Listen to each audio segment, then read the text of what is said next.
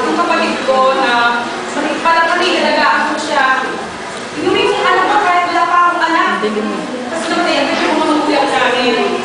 Tapos, nangarap ko sa kanya pagkatapos siya ng pag-aaral. Tapos ngayon manlaman ko, binutis lang ng isang bakla, isang peki lang, hindi ko matanggap. Yung malalakas kasi dahil sa kuya ng bakla yun eh.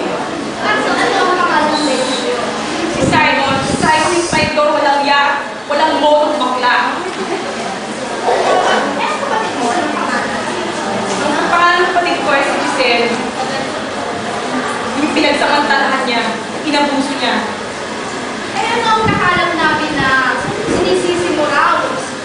Ang kapatid ni Simon na si Eman? Oo, yung si Emma.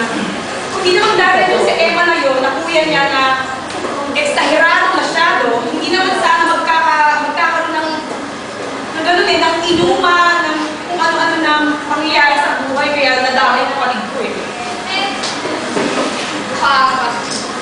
Galit na galit kayo pa? Oo, nanginginig ako sa galit. Mga kapatid, bakit hindi natin tawagin ang sampot sa problema ito sa pangyayaring